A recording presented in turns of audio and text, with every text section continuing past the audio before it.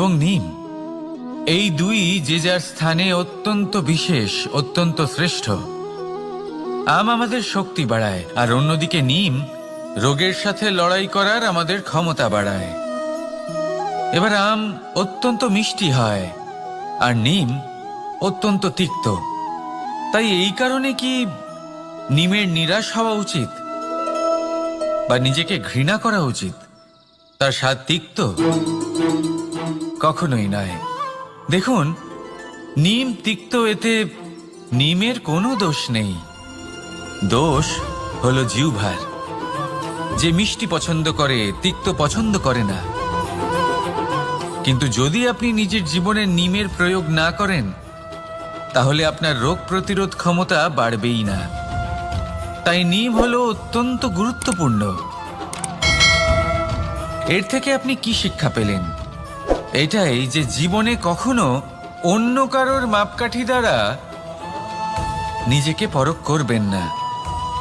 আপনার যোগ্যতা, আপনার বিশেষত্ব, আপনার গুণ, অপগুণ, এই সব কিছু আপনি নিজে বুঝে নিন, সেটাই যথেষ্ট। আসুন আর আমার সাথে ভালোবেসে বলুন, রাধা রাধা। আমরা সকলে জীবনে ঈশ্বরের কাছে কিছু না কিছু প্রার্থনা করি, আর ঈশ্বর যখন আমাদের মনস্কামনা পূরণ করেন তখন আমরা প্রসন্ন হয়ে যাই। কিন্তু যখন ঈশ্বর আমাদের মনস্কামনা পূর্ণ করেন না, তখন আমরা ভাবি, সন্দেহ করি যে সত্যি ঈশ্বর আছেন। আপনাকে একটা কথা বলি, আপনি যদি ঈশ্বরের সম্মুখে নিজের ইচ্ছে বা মনস্কামনা রাখেন আর ঈশ্বর তা পূরণ করেন, তার অর্থ হলো ঈশ্বর এটা জানেন যে আপনার তার প্রয়োজন রয়েছে। কিন্তু যদি আপনি কামনা করেন আর তা পূর্ণ না হয়, তাহলে শুধু এটা মনে রাখবেন যে ঈশ্বর সেই সব দেখতে পান যা আপনি দেখতে পাচ্ছেন না। দ্বিতীয় কারণ হলো এটা, ঈশ্বর এটা খুব ভালো করে জানেন যে যে ইচ্ছে আপনি রাখছেন, সেই ইচ্ছে আপনি নিজে নিজের জোরে পূর্ণ করতে পারেন। তাই যদি আপনার ইচ্ছে ঈশ্বর পূর্ণ করেন, তাকে ধন্যবাদ জানান। আর যদি উনি আপনার ইচ্ছে পূর্ণ না করেন, তাহলে আরো ধন্যবাদ জানান। কারণ হয় উনি আপনার মঙ্গল চাইছেন, বা উনি আপনাকে ততটাই যোগ্য বলে মনে করছেন যে আপনি নিজেই নিজের ইচ্ছে, নিজের স্বপ্ন পূরণ করতে পারবেন।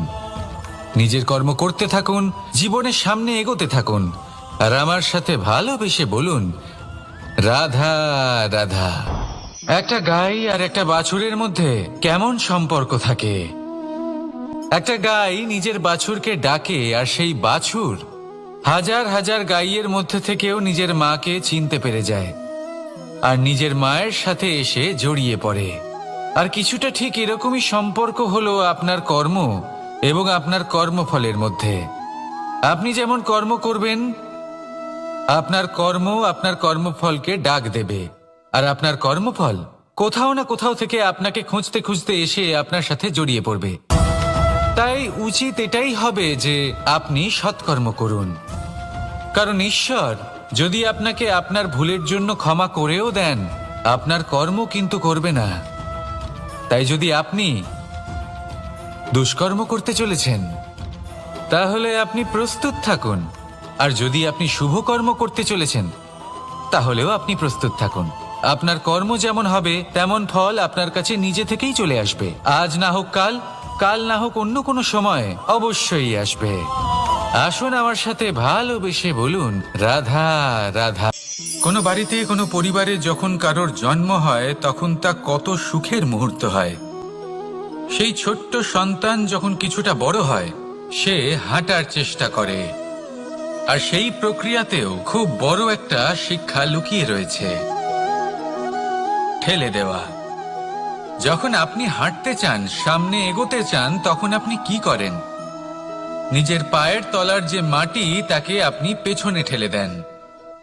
ব্যাস, এই একই জিনিস তো জীবনেও শিখতে হবে। এবার যদি আপনি জ্ঞানের পথে অগ্রসর হতে চান, তাহলে অজ্ঞানতাকে পেছনে সরিয়ে দিতে হবে। যদি আপনি প্রকাশের দিকে এগোতে চান, তাহলে অন্ধকারকে পেছনে সরিয়ে দিতে হবে।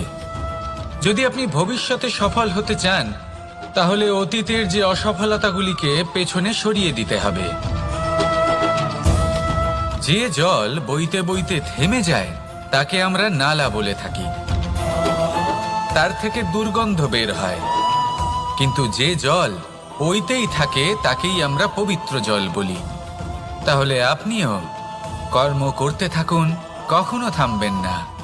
আর আমার সাথে ভালোবেসে বলুন, রাধা রাধা। যোগাসন। যোগাসনে আসন অত্যন্ত গুরুত্বপূর্ণ। এবার আমি বলবো সবথেকে শ্রেষ্ঠ আসন কোনটি। আশ্বাস। নিজেকে আশ্বস্ত করতে থাকুন যে আমি আছি, সব ঠিক হবে, যা হচ্ছে ভালোর জন্য হচ্ছে। এই আশ্বাস আপনাকে জীবনে এমন ধনাত্মক বিশ্বাস দেবে যে আপনি বড় বড় সমস্যার সমাধান করতে পারবেন। এবার যদি কথা বলি সবথেকে কঠিন সময়ের, তাহলে সেটা হলো বিচ্ছেদের। যা মা সীতাকে সহ্য করতে হয়েছে শ্রীরামের জন্য, রাধা কৃষ্ণকেও সহ্য করতে হয়েছে। যে ব্যক্তি বিচ্ছেদের সময় সঠিক পথে চলে এসেছে সে জীবনে অনেক শ্রেষ্ঠ স্থানে অবশ্যই পৌঁছতে পারবে। এবার যদি কথা বলি সবথেকে জরুরি এবং গুরুত্বপূর্ণ সময়ের, তাহলে সেটা হলো সংযোগ। সকলকে সাহায্য করতে থাকুন। আপনি অন্যদের সাহায্য করে তাদের যত আনন্দ দিতে পারবেন ততটাই আনন্দ আপনারও জীবনে অবশ্যই আসবে। আসুন আর আমার সাথে ভালোবেসে বলুন, রাধা রাধা। কামবোধ, এটাই আপনার অন্তরের প্রথম শত্রু। বেশিরভাগ মানুষই কামবোধ বলতে লালসা বোঝেন, কিন্তু এটা সম্পূর্ণ সত্য নয়। কামের আসল অর্থ হলো কামনা। এটা খুবই সহজ ব্যাপার। মনুষ্য শরীর থাকলে, মানুষের মন থাকলে এই কামনা অবশ্যই থাকবে। এবার এটাই দেখতে হবে যে এই কামনা নেতিবাচক কামনা নাকি ইতিবাচক কামনা। অন্য কারোর জিনিসে নজর দেওয়া, অন্য কোনো মানুষের উপর নজর দেওয়া, কোনো অনুচিত বস্তুর দিকে নজর দেওয়া, এই নেতিবাচক কামনা। আর এই দুষ্কামনা মানুষকে দিয়ে অপকর্ম করাবেই করাবে।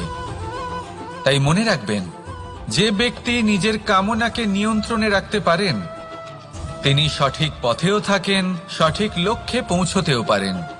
যিনি কামনা নিয়ন্ত্রণে রাখতে পারেন না তিনি তার পথও হারিয়ে ফেলেন এবং লক্ষ্যচ্যুতও হন। তাই মনে রাখবেন, নিজের কামনাগুলিকে নিয়ন্ত্রণে রাখুন। কাম নামক এই শত্রুর ওপর বিজয় লাভ করুন। আর আমার সাথে ভালোবেসে বলুন, রাধা রাধা।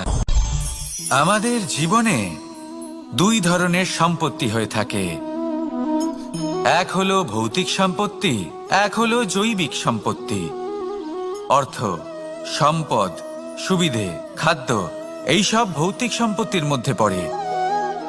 ব্যক্তি, মিত্র, পরিবার, আমাদের আপনজন, আত্মীয় স্বজন সব জৈবিক শ্রেণীতে পড়ে। আর প্রত্যেক মানুষের পক্ষে এই বিভাজন বোঝা অত্যন্ত আবশ্যক। কারণ মূলত আমাদের ব্যবহার দুই রকমের হয়ে থাকে। হয় আমরা ভালোবাসি বা আমরা সদ্ব্যবহার করি। আর সবথেকে বড় ভুল আমরা তখন করি যখন আমরা বুঝতেই পারি না যে ভালোবাসবো কাকে আর ব্যবহার করব কাকে। আমরা ভৌতিক সম্পত্তি ভালোবেসে ফেলি আর ব্যবহার করি জৈবিক সম্পত্তিকে, যেখানে এটা অনুচিত। জৈবিক সম্পত্তিকে ভালোবাসুন আর ভৌতিক সম্পত্তিকে ব্যবহার করুন। যেদিন আপনার মধ্যে এই বোধ জাগ্রত হবে যে কাকে ভালোবাসবেন আর কাকে ব্যবহার করবেন, সেই দিন আপনার জীবনে শুধুই শান্তি বিরাজমান হবে। আর তখন এই মন প্রসন্ন হয়ে বলবে, রাধা রাধা। কাল, আজ এবং কাল, আমাদের সমগ্র জীবন এই তিনটির আশেপাশেই ঘুরতে থাকে। আমরা সবসময় বিগত সময়ের বিষয়ে ভাবতে থাকি। অতীতে যদি আমাদের দ্বারা কোনো ভুল হয় সেই বিষয়ে ভেবে ভেবে আমরা সবসময় অনুতাপ করতে থাকি। এটা উচিত নয়। দেখুন, অতীতের থেকে শিক্ষা লাভ করা অত্যন্ত আবশ্যক, কিন্তু সেই ভুল যাতে আবার না হয় সেই কাজটা কিন্তু আপনাকে বর্তমানেই করতে হবে, তাই না? দ্বিতীয় কথা, আমরা সবসময় ভাবি আগামী দিনের বিষয়ে, ভবিষ্যতের বিষয়ে। আমরা ভাবি যে কাল করে নেব, আজ এই কাজ করতে পারছি না, কোনো ব্যাপার নয়, কাল করে নেব। আজ কাজটা শুরু করতেই পারলাম না, কোনো ব্যাপার নয়, কাল করে নেব। আজকের দিনটাই ভালো ছিল না, কোনো ব্যাপার নয়, সেটা কাল করে নেব। ব্যাপারটা বুঝুন, আপনি নিজের সময় নষ্ট করছেন। দেখুন, এই যে কাল, তা কখনোই আপনার হাতে আসবে না। তাই যে কাজ করতে চান সেটা আজকেই করুন, অন্তত শুরুটা করুন। কারণ এই আগামী সময় তা সবসময় আপনার থেকে এক কদম আগে থাকবে, একদিন এগিয়ে থাকবে। জানেন কেন? কারণ এই কাল আপনার জন্য অপেক্ষা করবে না, সেই জন্য আপনিও এর জন্য অপেক্ষা করবেন না। যা করার তা আজকেই শুরু করুন। কারণ যে বর্তমানে নিজের ভিত স্থাপন করেন না, ভবিষ্যৎকালে তার সুন্দর শক্তিশালী ভবন কখনো নির্মাণই হয় না।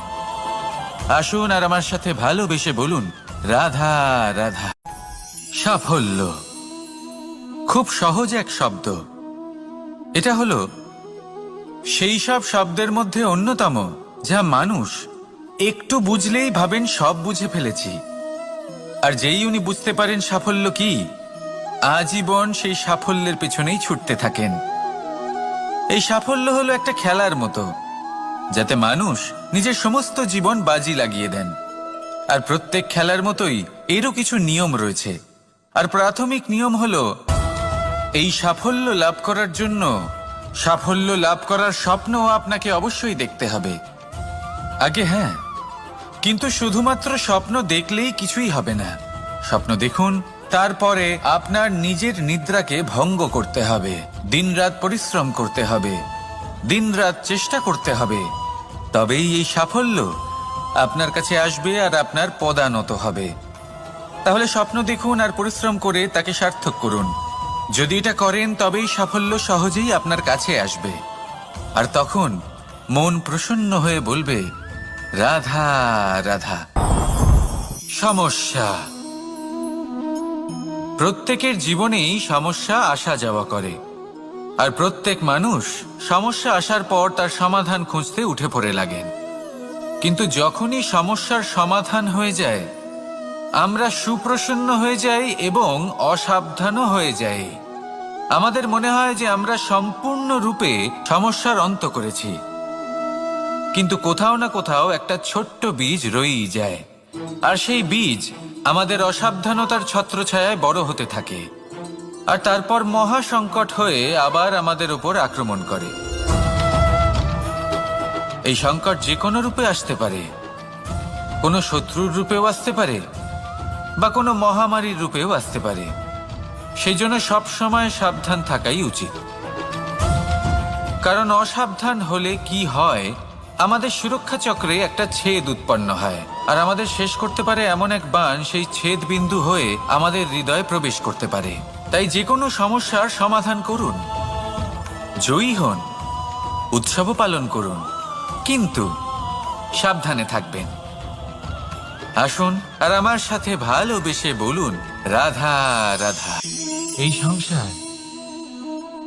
এই সংসারের অন্তের এর বিনাশের প্রারম্ভ কিভাবে হয়?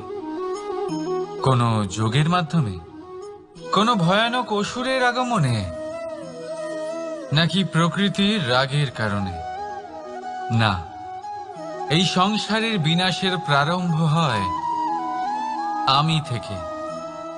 এই আমি, এই তুমি, এটা আমি করেছি, ওটা তুমি করেছো, এটা আমার, ওটা তোমার, আদি ইত্যাদি।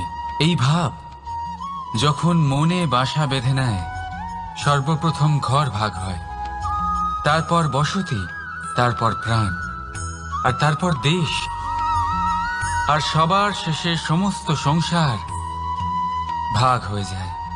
আর এই ভাগ হয়ে যাওয়া শেষে মনোমালিন্যে পরিণত হয়। এখন এমত অবস্থায় কি করা যেতে পারে? কিভাবে বাঁচা যায় এই পরিস্থিতির থেকে? কিভাবে দূরে থাকা যায় এই বিনাশের থেকে? উত্তর সেই একটাই, করুণা। একে অপরের দরকারগুলি বুঝুন, একে অপরের সমস্যাগুলি বুঝুন, একে অপরের দুঃখের সাথী হয়ে দাঁড়ান, একে অপরের সুখের ভাগীদার হন। আর শেষে যখন এই আমি আমরাতে পরিণত হবে, তখন এই বিনাশ নিজে থেকেই দূরে চলে যাবে। তাহলে আমরাতে বিশ্বাস করতে শিখুন, আর আমার সাথে ভালোবেসে বলুন, রাধা রাধা।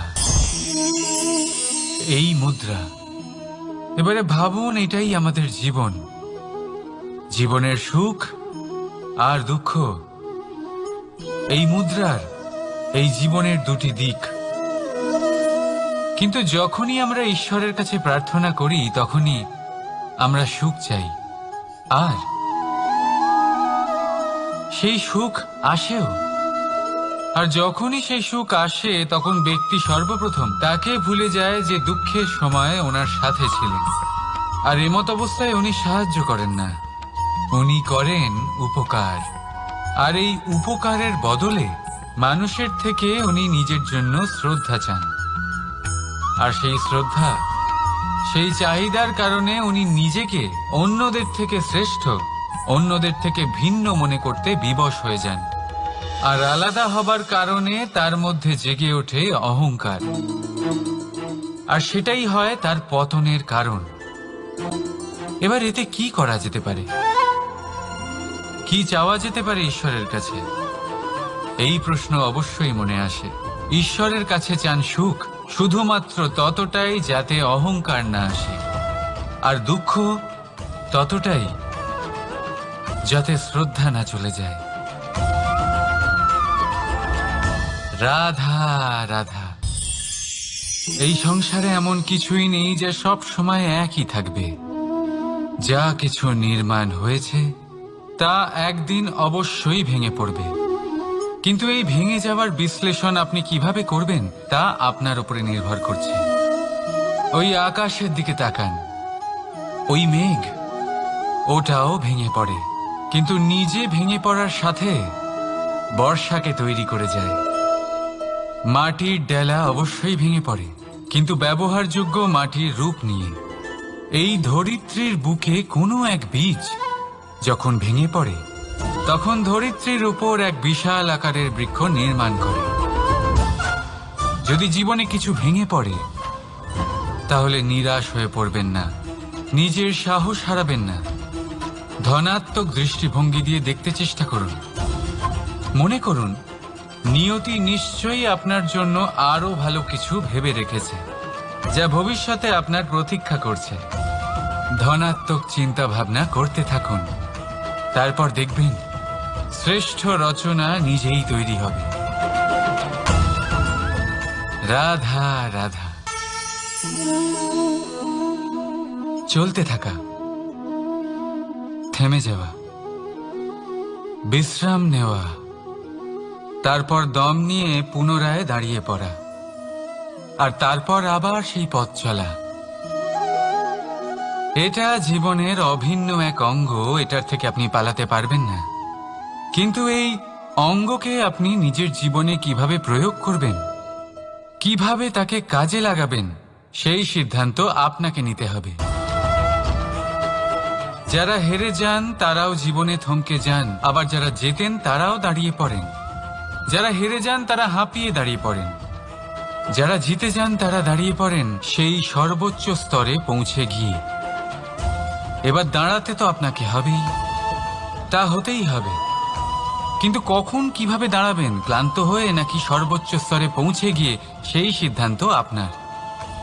অবশ্যই দাঁড়িয়ে পড়ুন, কিন্তু ক্লান্ত হয়ে নয়, কারণ আপনাকে পুনরায় দাঁড়িয়ে পড়তে হবে, পুনরায় যাত্রাপথে এগোতে হবে এবং সর্বোচ্চ স্তরে পৌঁছতেই হবে।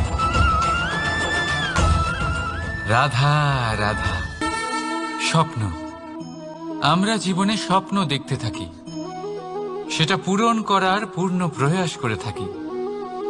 কিন্তু এই স্বপ্ন পূরণ না হওয়ার পরিস্থিতিতে আমরা ভেঙে পড়ি, ছিন্ন বিচ্ছিন্ন হই, আর তারপর এই বোঝা আমরা আগামী প্রজন্মের ওপর রীতিমতো চাপিয়ে দিই।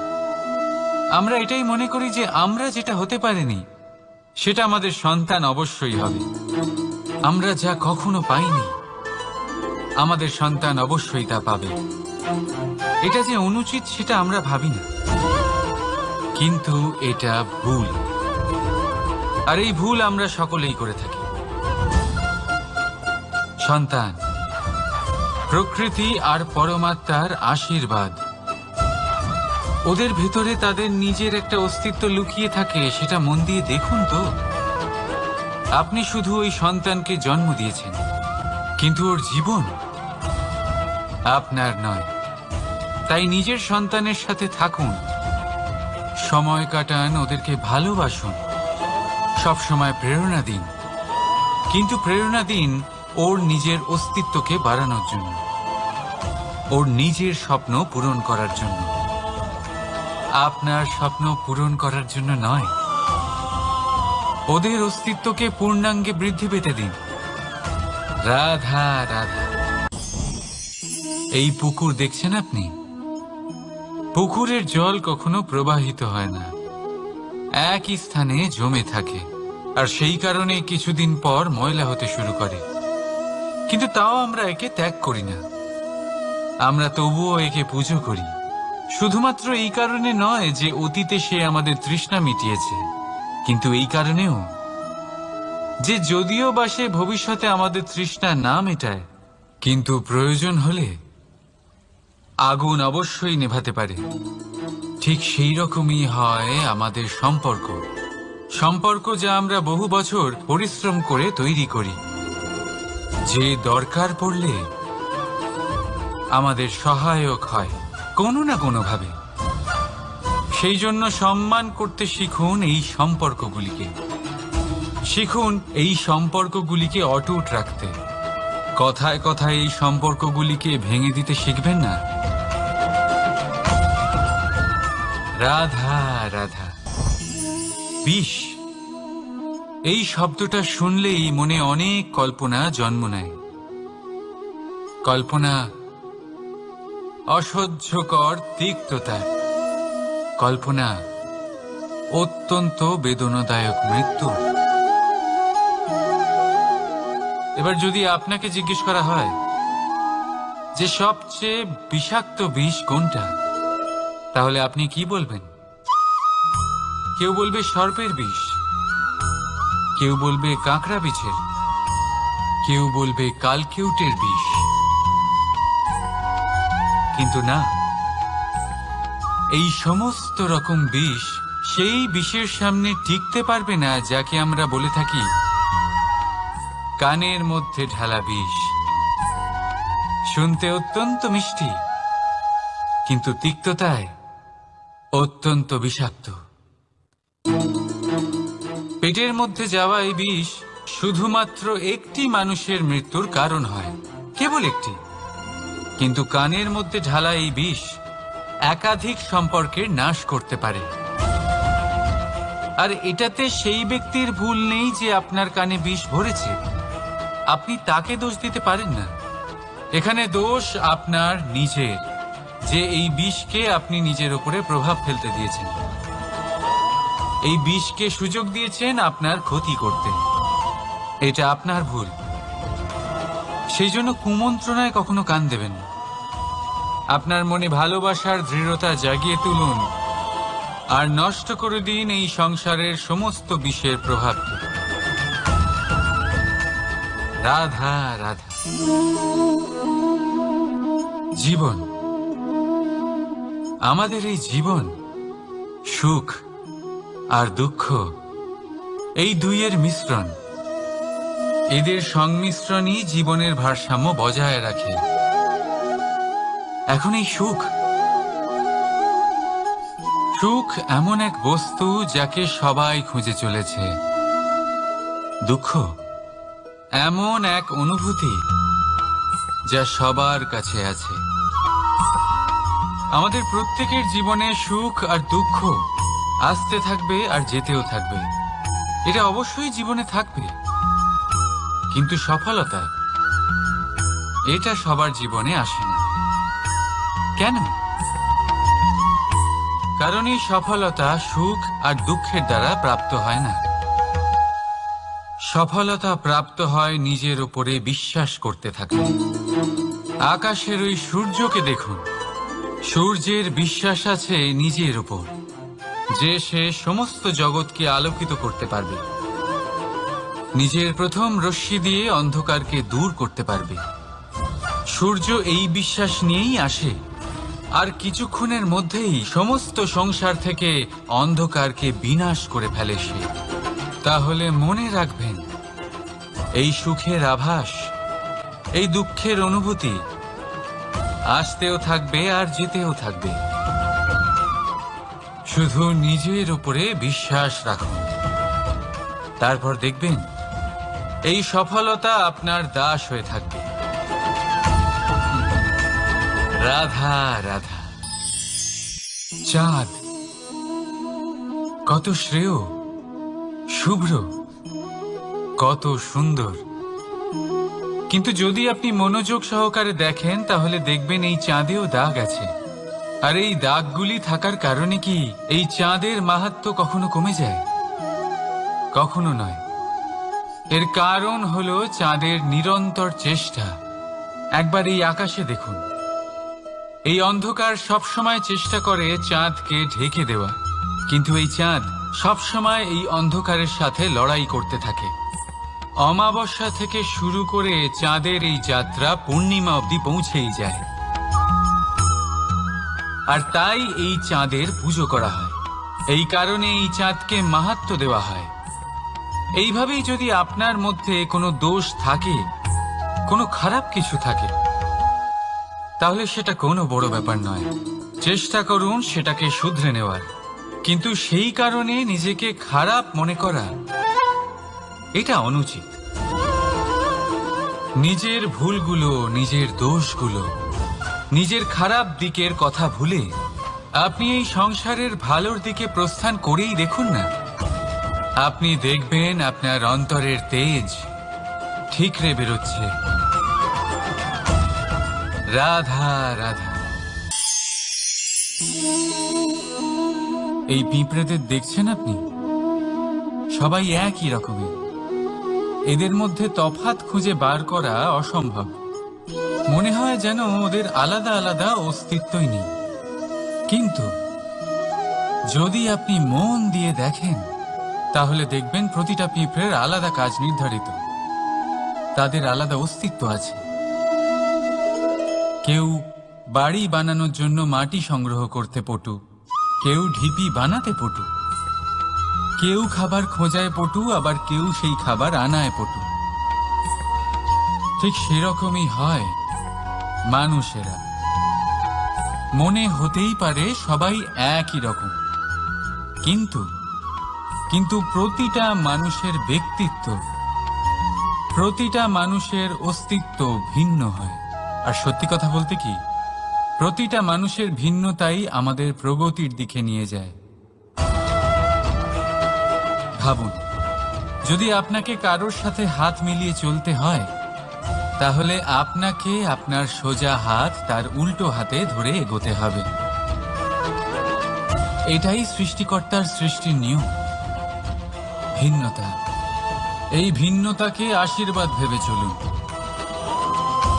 এতে কোনো খারাপ নেই। রাধা রাধা।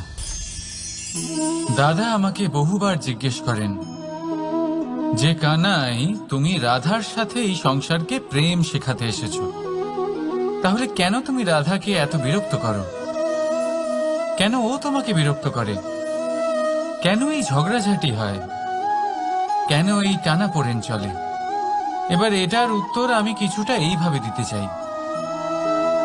পিঁপড়ে সেই বাড়িতেই প্রবেশ করে যেখানে মধু উপস্থিত আছে। যদি আপনার বাড়িতে মধু থাকে, কোনো মিষ্টি জিনিস থাকে, মিষ্টত্ব থাকে, তাহলে পিঁপড়ে সেখানে অবশ্যই প্রবেশ করবে। ঠিক এইরকমই হয় আমাদের সম্পর্ক। এর মধ্যে ছোটখাটো ঝগড়াঝাটি, টানাপোড়েন, রাগ করা, মন ভাঙানো, এই সব তো চলতেই থাকে। বিশেষ করে সেই সম্পর্কগুলিতে যেখানে মিষ্টত্ব আছে। মনে রাখবেন, যেই সম্পর্কে কোনো খুনসুটি নেই, রাগ করা, মান ভাঙানো নেই, কোনো ছোটখাটো ঝগড়াঝাটি নেই, সেই সম্পর্ক শুধুমাত্র মস্তিষ্ক দিয়ে পালন করা হচ্ছে, মন থেকে নয়। তাই মন থেকে ভালোবাসতে শিখুন। আর এই ছোটখাটো ঝগড়াঝাটির এই অম্ল মধুর খুনসুটির আনন্দ উপভোগ করুন, কারণ এতেও ভালোবাসা আছে। রাধা রাধা। এই পুস্তক বড়ই কাজের জিনিস। কাহিনী হোক, কবিতা হোক, স্মৃতি হোক, এতে যাই লিখে দেবেন তা ভবিষ্যতের পুঁজি হয়ে যাবে। কিন্তু যদি কখনো এমন হয় যে এই পুস্তক ময়লা হয়ে যায়, বা যদি কোনো পাতায় আপনি ভুল করে কালি ফেলে দেন, বা কোনো বাক্য লিখতে গিয়ে আপনি ভুল করে ফেলেন, তাহলে আপনি কি করেন? সেই পুস্তক কি আপনি তুলে ফেলে দেন? না, তাই তো। শুধু একটা পাতা ছিঁড়ে ফেলেন, যাতে সেই পুস্তক সঠিক থাকে, সুন্দর হয়ে ওঠে। এই পুস্তকের মতোই হয় আমাদের সম্পর্ক। তার সেই এক পাতা, একটা ভুল। তাই যে কোনো সম্পর্কে যদি কারোর কোনো ভুল হয়ে গিয়ে থাকে, তাহলে সেই ভুলকে সম্পর্ক থেকে দূরে করা সঠিক হবে। সেই ভুলকে ভুলে যাওয়াই সঠিক হবে। সেই সম্পর্ক ভাঙা নয়, সেই সম্পর্ক সামলে রাখুন। কারণ ভুল তো সবার দ্বারা হয়। যদি এরকম করেন, তবেই জীবনরূপী পুস্তক আরো সুন্দর হয়ে উঠবে। একে অপরকে ক্ষমা করতে শিখুন, একে অপরের ভুলকে ভুলে যেতে শিখুন। তারপর দেখবেন এই জীবনে আরো আনন্দ আসবে, আর এই সম্পর্ক নিঃশ্বাস নিতে থাকবে। রাধা রাধা। মানুষ ছোট হোক বা বড়, রাজা হোক বা দরিদ্র, সমস্ত মানুষের মধ্যে একটা সামঞ্জস্য থাকে। সমস্ত মানুষের কাছে তার প্রশংসা অত্যন্ত গুরুত্বপূর্ণ। সে খুবই প্রসন্ন হয় যদি আপনি তার প্রশংসা করেন, কিন্তু আপনি যদি তাকে এটা বলেন যে এটা তোমার ভুল ছিল, তোমার কিছু খামতি ছিল, তখন সেটা সে মানতে রাজিই থাকে না।